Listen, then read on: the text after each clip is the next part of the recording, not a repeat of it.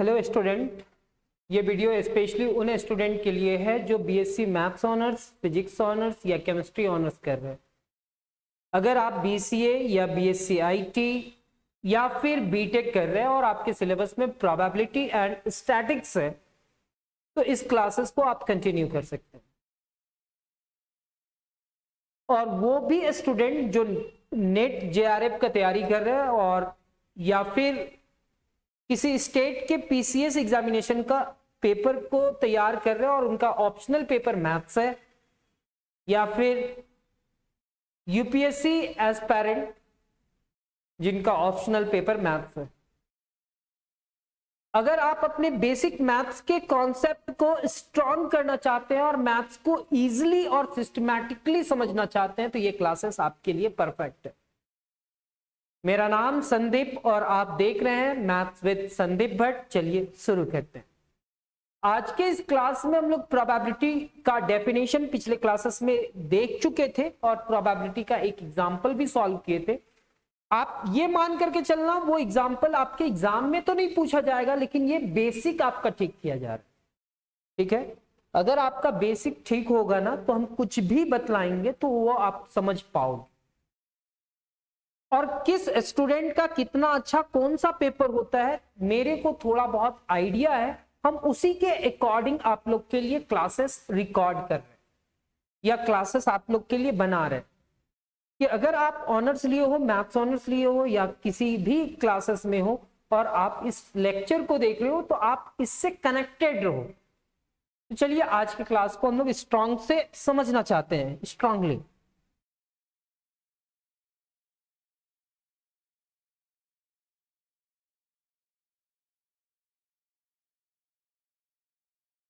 Last class में हम ये एग्जाम्पल आप लोग को बतलाए थे।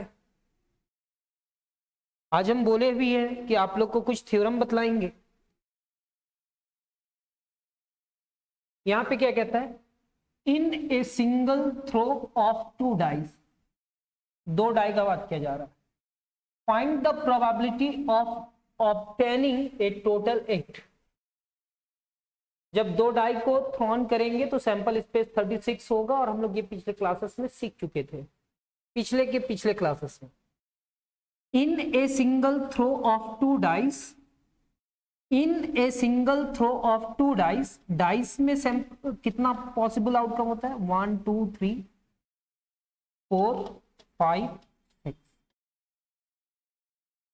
इन a single throw of two dice और फिर यहां पे 1 2 3 4 5 6, तो ऐसा पेयरिंग बनेगा 1 1 1 2 1 3 1 4 1 5 1 6 2 1 2 2 2 3 2 4 2 5 2 6।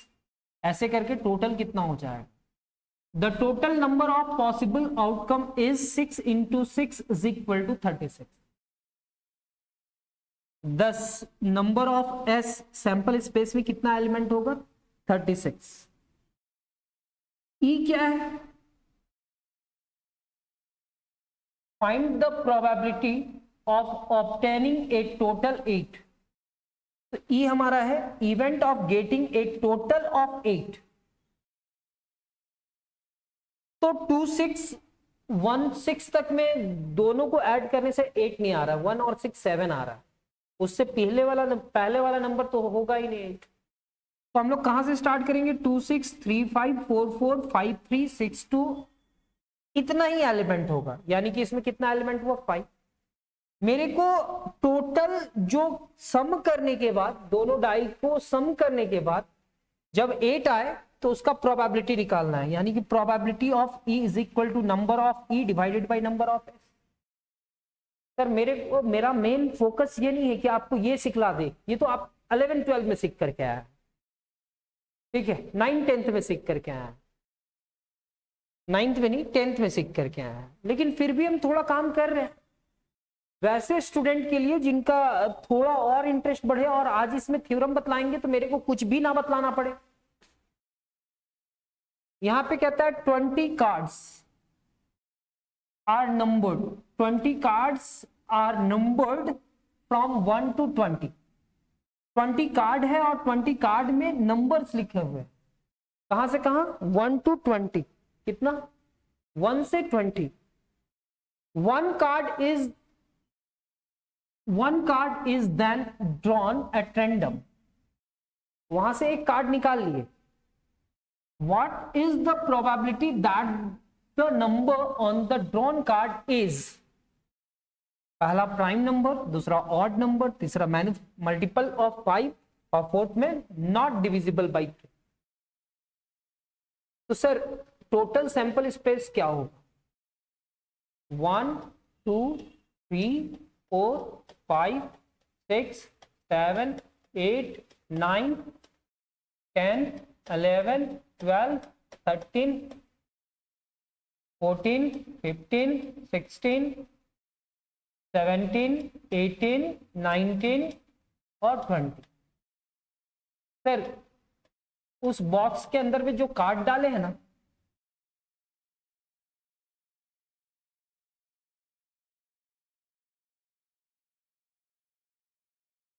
मान लेते ये एक बॉक्स के अंदर में ये नंबर्स, कार्ड में जो नंबर लिखे हैं ये एक बॉक्स के अंदर में है और वहां से एक बॉक्स से एक कार्ड निकाले, तो ये कोई भी कार्ड हो सकता है ना सर.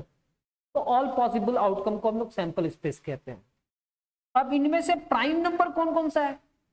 तो प्राइम नंबर 2 है, 3 है, 5 है, 7 है, 11 है, 13 है,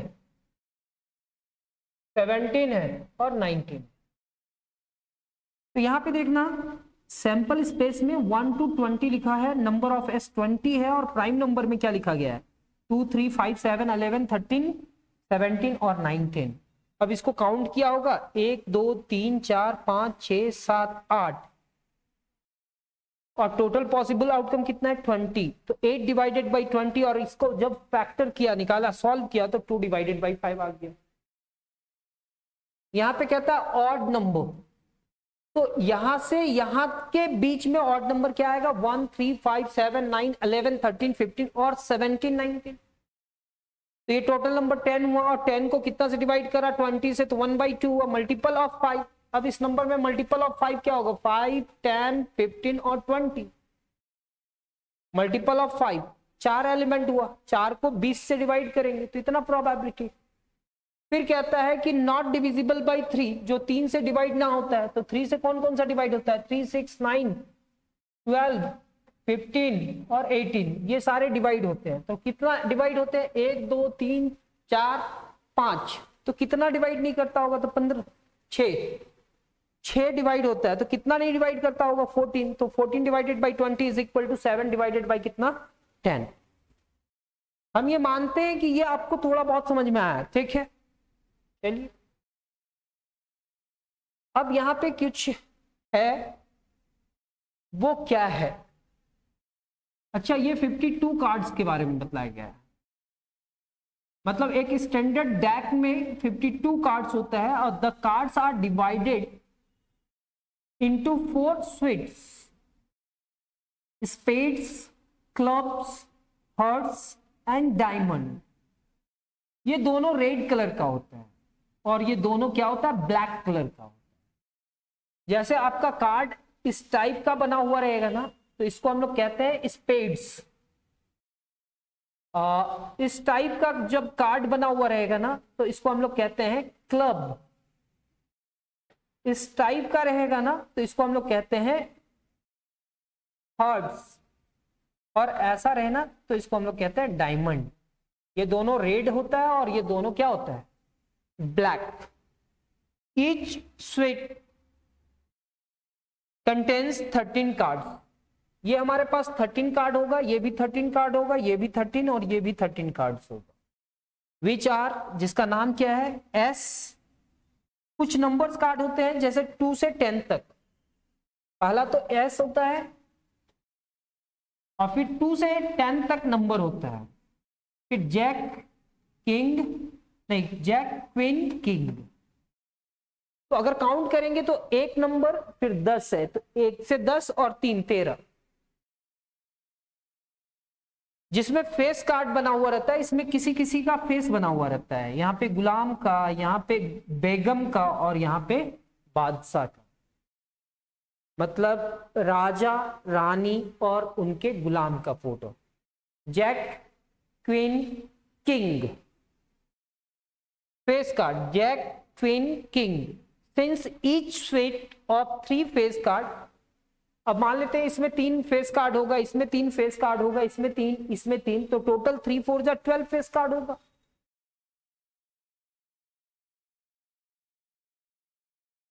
कहता है from a well suffered deck of 52 cards a card is drawn at random, find the probability of getting first। 52 card से एक कार्ड निकालते हैं तो वो एसेस आने का क्या प्रोबेबिलिटी है, तो सब में एक एक एक एस होगा, तो टोटल 4 एस होगा। तो नंबर ऑफ एस तो 52, number of aces is equal to 4 और 4 divided by 52 is equal to 1/13। A heart कितना होगा, हार्ट 13, तो a heart is equal to number of hearts is equal to 13 and total 13 divided by 52 करेंगे तो 1/4 होगा। Third में क्या है, an eight 8 number of hearts, तो 1 होगा, हार्ट्स का 8 कितना होगा, 1 होगा, तो 1 डिवाइडेड बाय 52। एक क्लब मतलब क्लब था ना, स्पेड्स डायमंड क्लब हार्ट्स, तो 13 होगा, 13 डिवाइडेड बाय 52। रेड कार्ड, अब रेड कार्ड 13 और 13 कितना हो जाएगा, 26। हार्ट्स और डायमंड रेड होता है, क्लब और स्पेड्स क्या होता है, ब्लैक होता है, तो टोटल 26 होगा। किसका बात कर रहा है, रेड कार्ड का। अब रेड कार्ड कितना होता है, 26, तो यहां पे हम लोग लिखेंगे 26 और डिवाइडेड बाय कितना, 52। फिर नेक्स्ट का कहा है, ए फेस कार्ड कितना होगा, jack queen king face card है और टोटल 4 टाइप्स का कार्ड है, तो 3 4 जा 12 एंड 12 डिवाइडेड बाय 52। कहां पे है फेस कार्ड, यहां पे,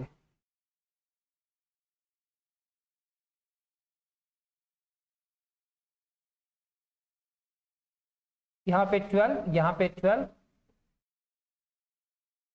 ये 12 डिवाइडेड बाय 52, 3 4 जा नहीं 4 3 जा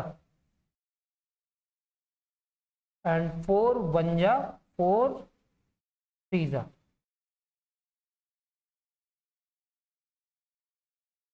इतना। फिर कहता है डायमंड, क्लब्स हार्ट्स डायमंड, ऐसे करके कुछ कार्ड का नाम बताया था क्या सर,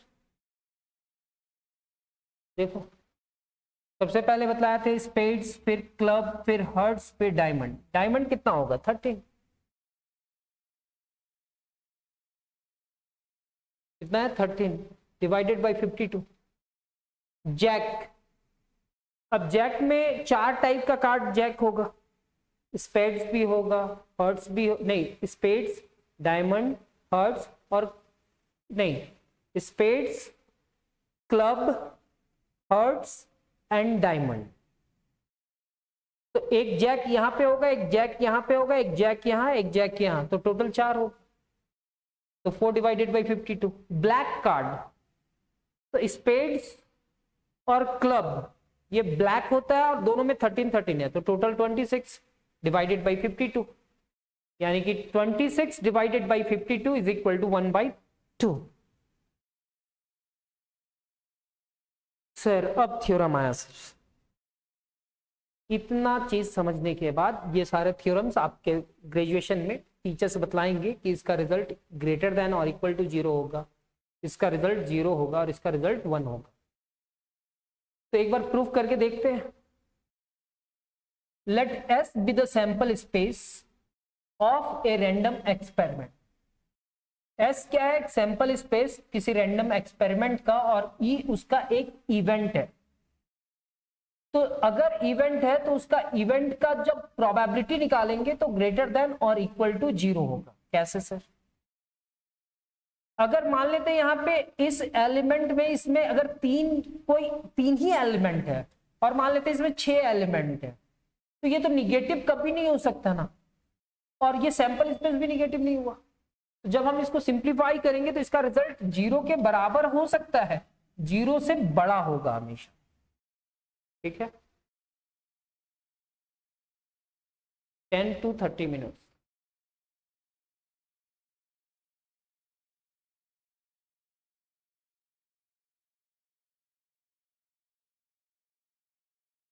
अब यहां पे क्या है, probability of E is greater than और इक्वल टू 0।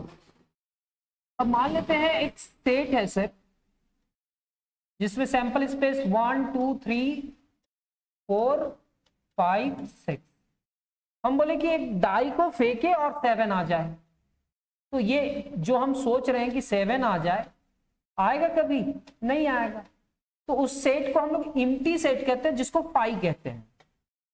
अब हम इसका प्रोबेबिलिटी निकालेंगे, प्रोबेबिलिटी ऑफ ई, यानी कि number of E divided by number of ace. तो बताओ सर, नंबर ऑफ ई कोई एलिमेंट नहीं है और नंबर ऑफ एस कितना है, 6 है, तो 0 डिवाइडेड बाय 6, यानी कि इम्पॉसिबल इवेंट का प्रोबेबिलिटी क्या होता है, 0 होता है। श्योर इवेंट सर, एक डाई को फेंके और 1 से 6 के बीच में कोई भी नंबर आ जाए, यानी कि इवेंट जो है आपका 1 से 6 के बीच का नंबर का बारे में सोच रहे हैं। 1 2 3 4 5 और 6। सर इसका प्रोबेबिलिटी निकालो। तो सर इसके अंदर में 6 एलिमेंट है सर, और इसमें भी 6 एलिमेंट है। 1 2 3 4 5 6 कैंसिल होगा तो क्या हो जाएगा, 1। यानी कि प्रोबेबिलिटी 0 हो सकता है, प्रोबेबिलिटी 1 हो सकता है, एंड प्रोबेबिलिटी 0 और 1 के बीच में होगा। पॉजिटिव होगा प्रोबेबिलिटी, 0 होगा प्रोबेबिलिटी, 1 भी हो सकता है प्रोबेबिलिटी। यहां पे उसका प्रूफ है।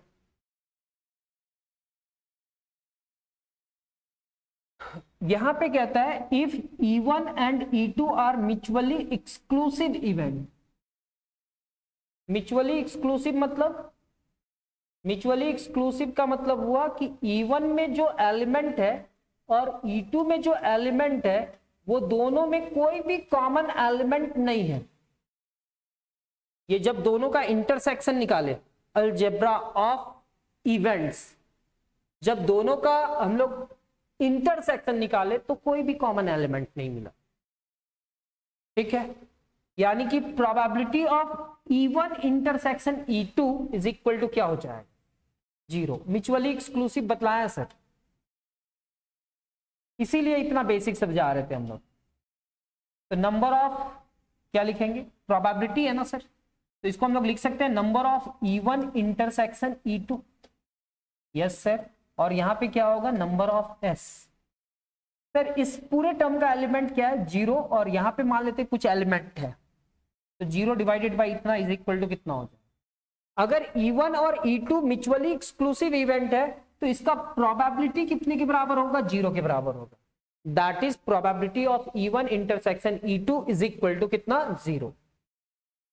लेकिन अगर ये म्यूचुअली एक्सक्लूसिव इवेंट्स है, क्या है, म्यूचुअली एक्सक्लूसिव इवेंट है, मान लेते हैं यहां पे क्या है सर,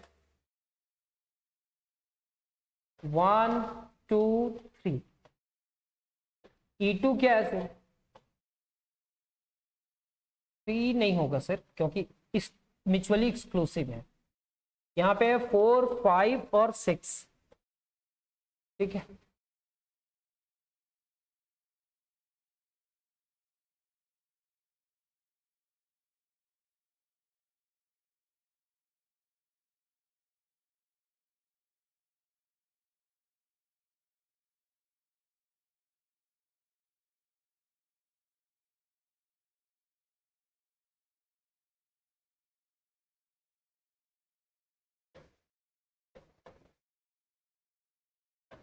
सर 4 और 5 है, और सैंपल स्पेस क्या है, 1 2 3 4 5 6।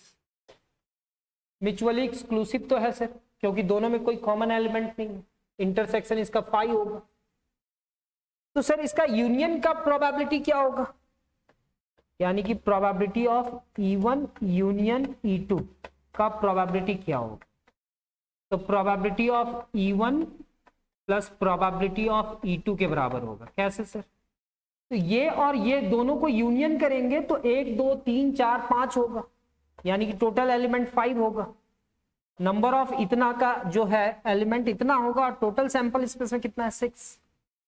अब बताओ सर इसका प्रोबेबिलिटी कितना है? तो 3 है।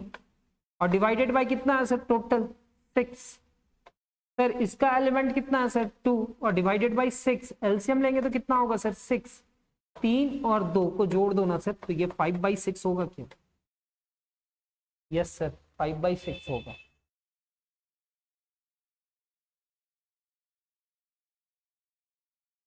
तो हम लोग जानते हैं E1 यूनियन E2 स्टेट में पढ़े हैं, number of E1 union E2 is equal to क्या होता है? Number of E1 plus number of E2 minus number of E1 intersection E2, ये होता है। सर वेन डायग्राम पढ़े होंगे ना कभी, ये E1 है, ये E2 है। कॉमन एलिमेंट को यहां पे रख देते हैं, इसका E1 का एलिमेंट को इधर रखते हैं, E2 का एलिमेंट को यहां पे रखते हैं। तो सर इसका कोई कॉमन एलिमेंट तो होगा ही नहीं, क्योंकि ये दोनों इवेंट्स क्या है? Mutually exclusive. मतलब ये सेट म्यूचुअली एक्सक्लूसिव है, तो ऐसा नहीं बनेगा सर। ये सेट इधर बनेगा और ये सेट इधर बनेगा। इसके अंदर जितना एलिमेंट है, इसके अंदर जितना एलिमेंट है, वो दोनों एलिमेंट को ऐड कर दो सर, इसलिए वो इंटरसेक्शन हट गया। तो अगर म्यूचुअली एक्सक्लूसिव रहेगा और यहां पे और लिखा हुआ है, इसका मतलब इसके बराबर हो। ठीक है, यहां पे लिखा हुआ है, प्रूव किया गया है। यहां पे कहता है for any 2 events E1 and E2, कोई भी 2 इवेंट का बात किया जा रहा है, वो म्यूचुअली एक्सक्लूसिव है या एग्जॉस्टिव है वो नहीं बतलाया गया। फिर कहता है कि अगर हम कोई भी 2 इवेंट का यूनियन करा, E1 यूनियन E2 करा, तो जब ग्राफ बनाया था तो ऐसा था ना, अगर इस सेट में 20 एलिमेंट, ठीक है, 20 एलिमेंट है जिसमें 4 कॉमन है, तो यहां पे 16 है और इधर 4 है। और यहां पे अगर 10 एलिमेंट है जिसमें 4 यहां पे और 6 यहां पे, तो सर इसमें 20 था और इसमें कितना था? 10 था। 20 और 10 30 होना चाहिए। तो हम लोग क्या करेंगे? सबसे पहले 20 फिर 10, लेकिन दोनों का कॉमन एलिमेंट कितना है सर? 4। तो 4 को सब्ट्रैक्ट करेंगे तो ये 30 होगा। 30 में 4 गया तो कितना होगा? 26। कहने का मतलब क्या है सर कि ये जो कॉमन एलिमेंट है ना, वो 2 बार काउंट ना हो जाए, इसलिए कॉमन एलिमेंट को क्या करते हैं हम लोग? सब्ट्रैक्ट करते हैं। जैसे में 1 2 3 3 4 5 6,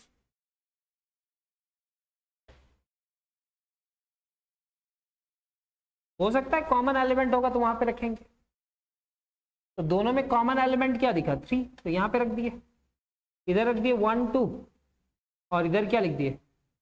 4 5 6। ये सेट पढ़ाना पड़ रहा है। ये सेट ए में कितना एलिमेंट है? 3। सेट बी में कितना एलिमेंट है? 4। और दोनों में जो कॉमन है वो इंटरसेक्शन है, वो कितना है? 1। तो 3 और 4 7 में 1 गया तो कितना हुआ? 6।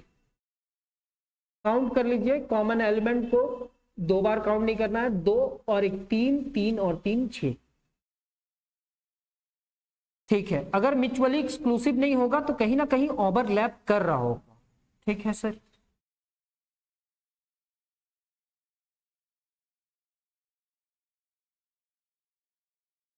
तो सर जब हम इसका प्रोबेबिलिटी का बात करेंगे तो सबसे पहले हम लोग सेट के बारे में सोचेंगे। E1 यूनियन E2 का नंबर कैसे निकालते थे? Number of E1 plus number of E2 minus number of E1 intersection E2। अगर हम इस पूरे टर्म को नंबर ऑफ S से डिवाइड कर दें, इसको भी नंबर ऑफ S से डिवाइड कर दें, तो ये नंबर ऑफ क्या हो जाएगा? E1 union E2 divided by number of S। Number of E1 divided by number of S। यहां पे क्या हो जाएगा? Number of E2 divided by number of S। Number of, ये नंबर है sir, number of E1 intersection E2 divided by number of S। इसको हम लोग प्रोबेबिलिटी ऑफ क्या लिखेंगे? E1 union E2। सर इस पूरे टर्म को क्या लिखेंगे? और ये क्या हो जाएगा? Probability of E1। ये क्या होगा सर? Probability of E2। और ये क्या होगा sir? Probability of E1 intersection E2। इतना हो जाएगा।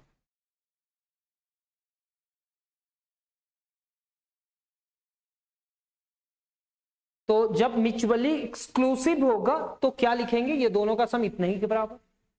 लेकिन एनी इवेंट्स, कोई भी दो इवेंट्स का बात किया जाएगा तो यहां से वहां तक जाना होगा। ये प्रूफ कर दिया।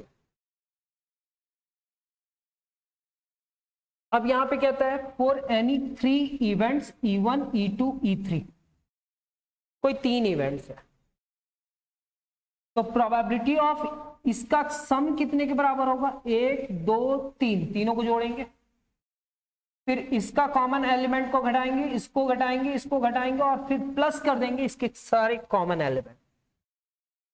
ये एक सेट है, ये एक सेट है, ये एक सेट है और यहां पे एलिमेंट है। मान लेते हैं सेट ए में 1 2 3 है, सेट ए में। सेट बी में 2 3 और 5 है। सेट सी में 2 4 6 है। ठीक है, तो सेट ए में कौन कौन सा एलिमेंट है?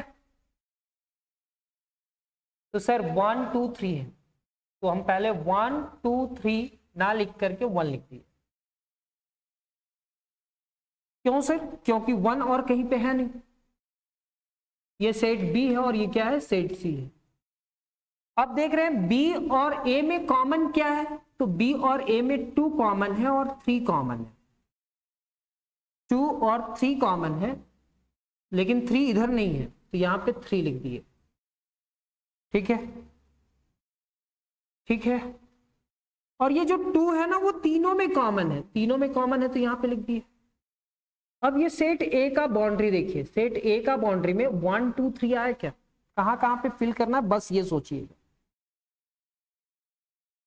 अगर मान लेते हैं यहां पे 6 भी होता तो 6 को यहां पे लिखते। क्यों? क्योंकि 6 यहां पे भी है और यहां पे भी है। तो सेट ए के अंदर में कितना एलिमेंट है? 4। अब सेट बी के अंदर में एलिमेंट क्या है? 2 3 5। तो 2 तो यहां पे फिल हो गया, 3 यहां पे फिल हुआ, 5 यहां पे फिल हुआ।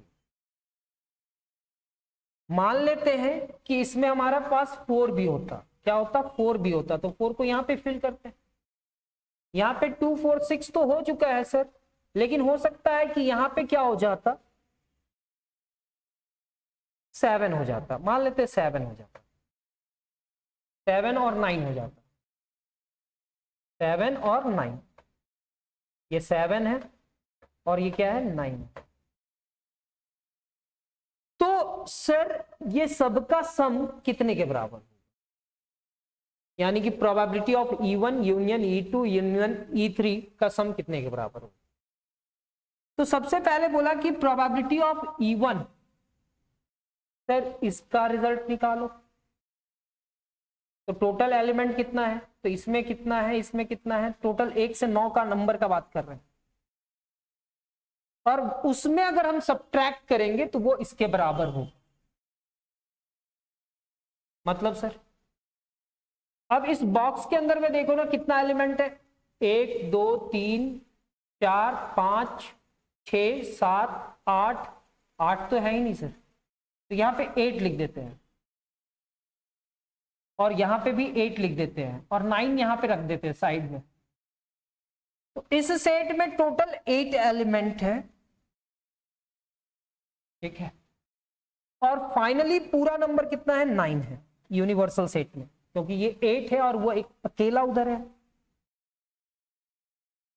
तो हम प्रोबेबिलिटी ऑफ ई निकालेंगे, तो इधर तो हमारा 9 यानी 8 डिवाइडेड बाई 9 हुआ, क्योंकि इसमें टोटल एलिमेंट यूनिवर्सल सेट में 9 है और इसके अंदर में 8 एलिमेंट है, तो 8 डिवाइडेड बाई 9 लिखे।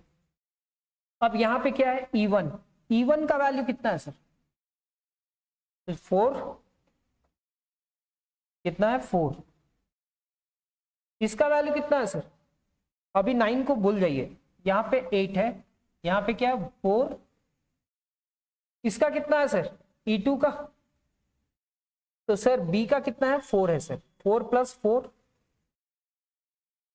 फिर E3 का कितना है सर, E3 का आपका है सर, इसका 4, इसका 4 और इसका 5 है सर। 4 4 8, 4 12 और 1 13 हो। अब ये दोनों का इंटरसेक्शन को माइनस कर दो सर, ये दोनों में इंटरसेक्शन जो हुआ है वो कितना हुआ है, E1 इंटरसेक्शन E2, 2 माइनस कर दिए। इसमें सर E1 इंटरसेक्शन वो थोड़ी होगा सर, ये हुआ, 1 माइनस कर देते हैं, इसमें से भी 1 माइनस कर देते हैं, उसमें से भी 1 माइनस कर देते हैं और लास्ट में सबका इंटरसेक्शन को जोड़ देते हैं, एक एलिमेंट है उसके अंदर में। अब काउंट करो तो सर 4 4 8 और 5 13, 13 में 3 गया तो 10, 10 और 1 कितना होगा, 13 - 3।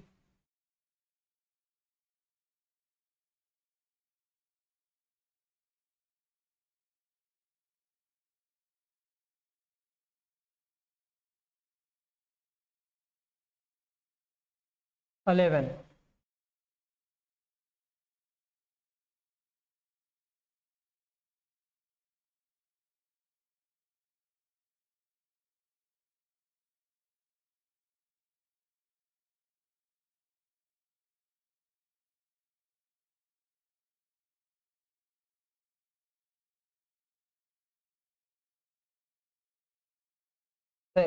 इस टेक्निक से अभी थोड़ा देर के लिए भूल जाइए, ठीक है, क्योंकि इसको हमको एक्सप्लेन करना होगा और हम सेट में अभी जाना नहीं चाहते, लेकिन फिर भी गए थे, कोई नहीं। अभी हम लोग उसी थ्योरम से समझने का कोशिश करते हैं और नेक्स्ट क्लास में जरूर हम इसको एक्सप्लेन करेंगे। क्यों करना होगा सर, क्योंकि आप इसको उठाए तो आपको एक्सप्लेन करना ही होगा। E1 union E2 union E3 is equal to कितना है, इज इक्वल टू है सर हमारे पास, इज इक्वल टू है हमारे पास, हाँ बोलिए, हाँ बोलिए, हाँ 10 मिनट लगेगा। Probability of E1 plus probability of E2 plus probability of E3 minus क्या लिखा हुआ है, probability of E1 intersection E2, फिर minus probability of E2 intersection E3, फिर प्रोबेबिलिटी माइनस में लिखा है minus probability of E3 intersection E1 और फिर प्लस क्या है probability of E1 intersection E2 intersection E3। मतलब तीनों को ऐड करेंगे, सबका कॉमन पार्ट को सब्ट्रैक्ट करेंगे और फिर लास्ट में ऐड कर देंगे, तो ये रिजल्ट होगा। ये कैसे प्रूव करा गया है वो हम समझाएंगे सेट्स के हेल्प से, घबराना नहीं, हो सकता है अभी भी हो जाए। तो हम यहाँ पे 2 को एक साथ लिखें और एक को अलग कर दिए। क्या लिखा हुआ है? Yes sir. तो याद करना कि ये कोई एक इवेंट है और ये कोई एक इवेंट है, तो ये दोनों इवेंट के बीच में क्या कहानी लिखा जा सकता है? इतना प्लस इतना माइनस इतना लिखा जा सकता है। लिखे थे। यहां पे डिस्ट्रीब्यूटिव करेंगे। क्या करेंगे? Distributive. Sir probability of E1 union E2, और इसमें हम लोग को बतलाओ तो क्या लिखा हुआ? अगर ये ऐसा लिखा हुआ है तो इसका मतलब probability of E1 plus probability of E2 minus इतना लिख सकते हैं। लिख सकते हैं। और यहाँ पे कहीं ना कहीं डिस्ट्रीब्यूटिव का डिस्कशन हुआ था पिछले क्लासेस में, तो हम इसको डिस्ट्रीब्यूट कर दिए, दोनों को बांट दिए। ठीक है, बांट दिए। अब इसमें हम लोग क्या लगाएंगे? प्रोबेबिलिटी। क्या लगाएंगे? प्रोबेबिलिटी। सर इसमें नहीं लगा रहे सर, इसमें लगा रहे, क्योंकि इसके बीच में क्या है सर? यूनियन। तो प्रोबेबिलिटी ऑफ ये पूरा टर्म यूनियन फिर वो पूरा टर्म। तो अगर ये दो अलग अलग इवेंट है, ये एक इवेंट है, ये एक इवेंट है, और इसका यूनियन कर रहे, तो इतना प्लस इतना माइनस इतना करना पड़ेगा। अब ये दोनों का सम यहां और यहां लिखने के बाद ये इंटरसेक्शन होता है क्या? तो E1 E3 E2 E3, तो कहीं ना कहीं E3 तो कॉमन है ना सर, तो कहीं ना कहीं E1 E2 E3 हो जाएगा। ठीक है, अब हम लोग फिर से यहां पे जाएंगे। यहां पे तो यहां पे गए, इसका वैल्यू क्या आया? तो इसका वैल्यू आया सर इतना इतना। तो इसका वैल्यू बताओ, probability of E1 union E2 का इतना आया सर, तो हम इसके जगह पे इतना लिख दिए। पहले से क्या है? प्रोबेबिलिटी ऑफ E3, फिर इतना आया हुआ था, तो इतना का वैल्यू क्या आया? जब हम इसको इतना लिख सकते हैं तो इसका प्रोबेबिलिटी जो आया उस प्रोबेबिलिटी को लिख दे रहे हैं। तो इसका प्रोबेबिलिटी आया सर इतना इतना माइनस इतना, और पहले से ये माइनस था तो यहां पे माइनस लगा करके इतना इतना और माइनस इतना।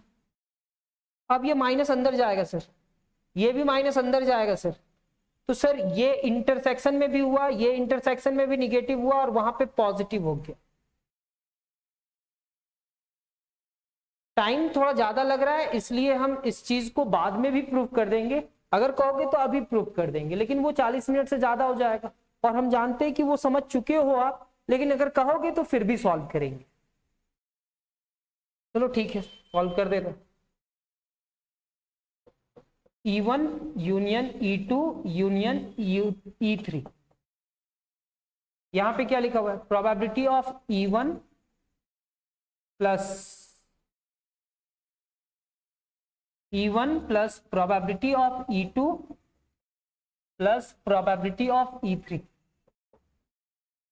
Minus probability of E1 intersection E2 plus की minus minus probability of E2 intersection E3 minus probability of E3 intersection E1 plus probability of E1 intersection E2 intersection E3।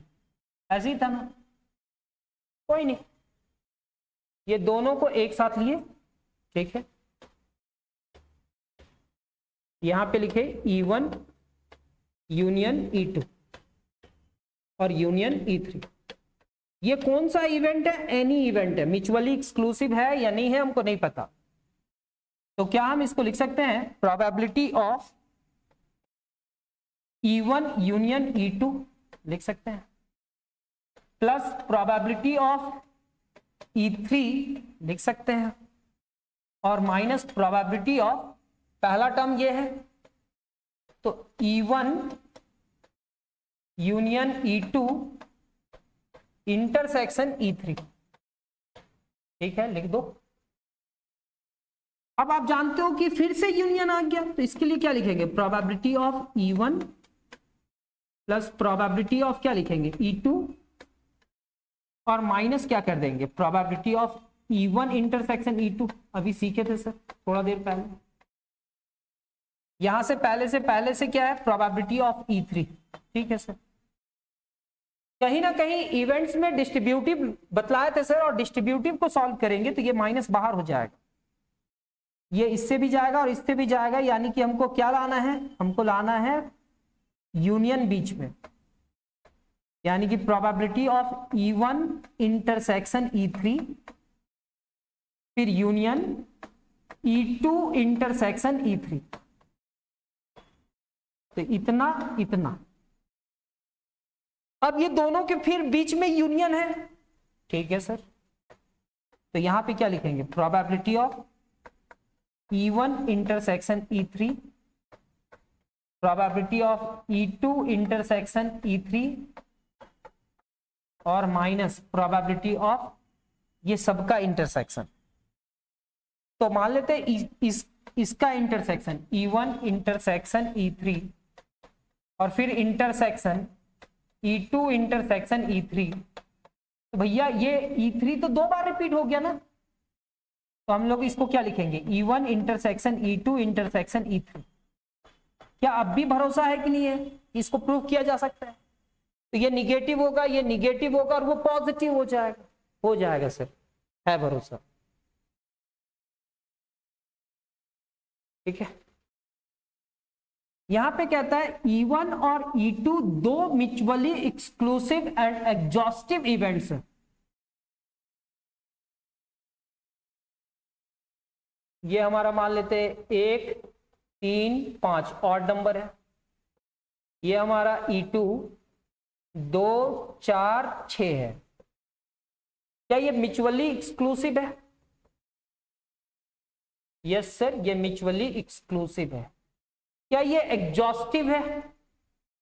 Exhaustive मतलब दोनों का यूनियन करने से sample space आना चाहिए। Yes sir, है।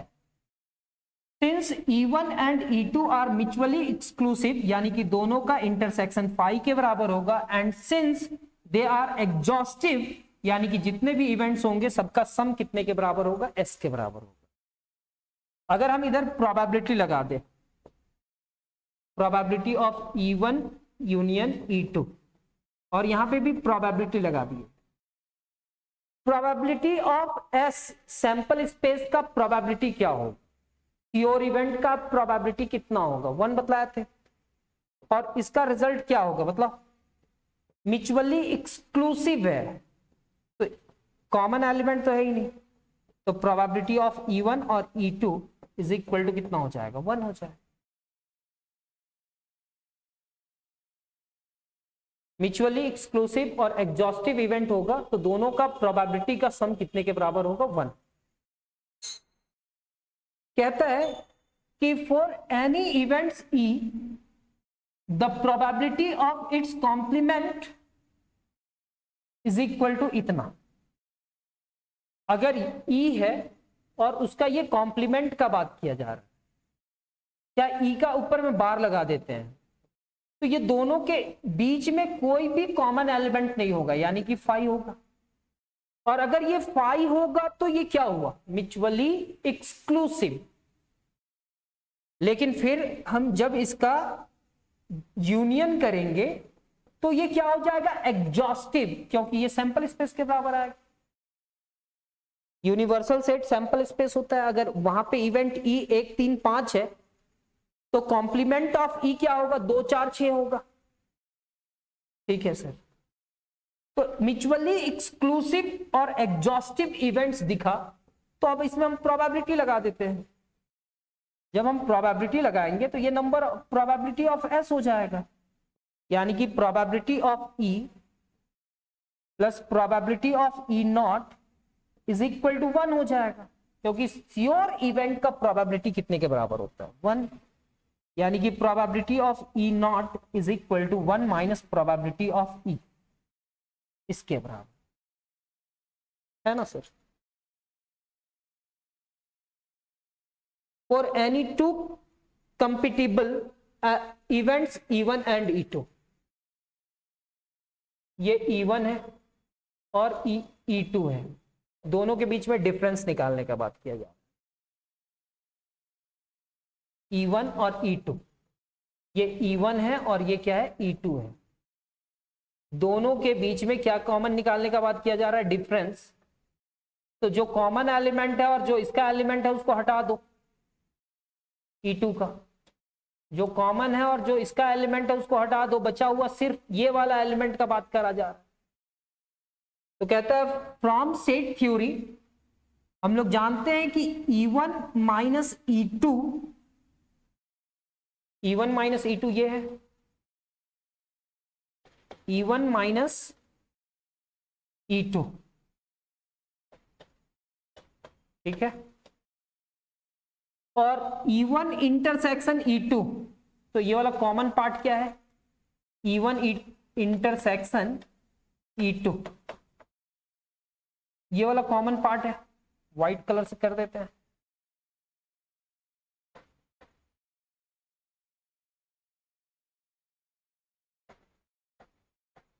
Sir ये वाला पार्ट क्या है, E1 इंटरसेक्शन E2। अगर ये दोनों का इंटरसेक्शन निकाला जाए तो कोई भी कॉमन एलिमेंट नहीं होगा। चलिए हम मान लिए कि कॉमन एलिमेंट नहीं होगा, और फिर कहता है E1 डिफरेंस E2 का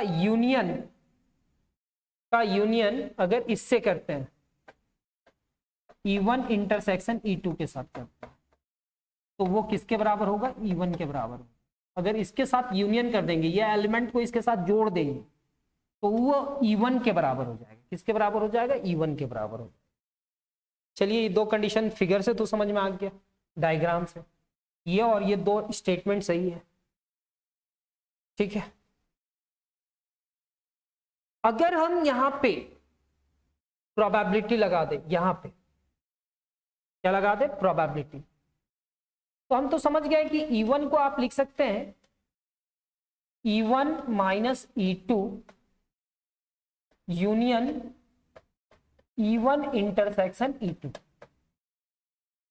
तो अगर हम यहां पे प्रोबेबिलिटी ऑफ E1 लगा दे तो ये भी प्रोबेबिलिटी ऑफ क्या होगा, E1 difference of E2 plus probability of E1 intersection E2 minus probability of इतना। तो जब ये दोनों का आप इंटरसेक्शन करेंगे तो ये दोनों का इंटरसेक्शन 5 है और उसका प्रोबेबिलिटी कितने के बराबर होगा, 0, क्योंकि ये एक 5 है मतलब इम्पॉसिबल इवेंट है, तो उसका प्रोबेबिलिटी कितने के बराबर होगा, 0। यानी कि प्रोबेबिलिटी ऑफ E1 कितने के बराबर हो जाएगा, probability of E1 minus E2 plus probability of E1 intersection E2। हमको इसका प्रोबेबिलिटी चाहिए, तो probability of E1 minus E2 का प्रोबेबिलिटी अगर चाहिए आपको, और ये है इधर, उसको इधर लेकर के आएंगे, तो उसको इधर लेकर के आएंगे तो क्या हो जाएगा सर, प्रोबेबिलिटी ऑफ E1 ये इधर आएगा ना, तो प्रोबेबिलिटी ऑफ क्या हो जाएगा, E1 इंटरसेक्शन E2। क्या ऐसा लिखा हुआ है, यस सर।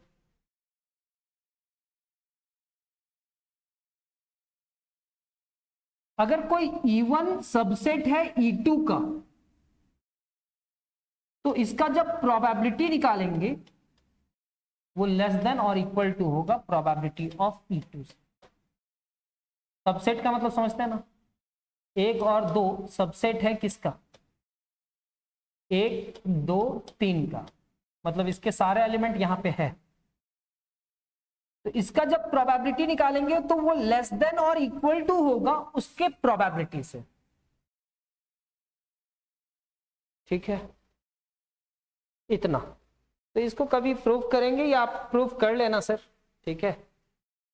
लगभग टाइम हो ही चुका है, माइंड में सेट हो रहा है, और हम लोग नेक्स्ट क्लास में मिलेंगे, और नेक्स्ट क्लास में हम लोग कंडीशनल प्रोबेबिलिटी स्टार्ट करेंगे। जितना भी थ्योरी था वो हम समझाने का कोशिश किए हैं, आप भी प्रैक्टिस करना। कहता है कि कोई भी प्रोबेबिलिटी 0 और 1 के बीच में ही होता है। कहते हैं S क्या है, सैंपल स्पेस है, और E उसका सबसेट है, एनी इवेंट। अगर E उसका सबसेट है, और हम जानते हैं कि फाई किसी भी सेट का सबसेट होता है, और ये ई जो है ना वो सबसेट ऑफ एस है, ठीक है। पाई किसी भी सेट का सबसेट होता है। अगर हम यहाँ पे कहेंगे कि नंबर ऑफ पाई के अंदर कितने एलिमेंट है, तो यहाँ पे तो 0 है, और divided by number of S से डिवाइड कर दो, ठीक है। ये लेस देन और इक्वल टू होगा। यहाँ पे number of E divided by number of S is less than और इक्वल टू होगा, क्योंकि ये सबसेट है तो ऐसा कंडीशन अभी हम लोग समझे हैं, और ये नंबर ऑफ एस हो जाएगा। ये कितने के बराबर होगा? 0। ये क्या होगा? प्रोबेबिलिटी ऑफ ई, और ये कितने के बराबर होगा? 1।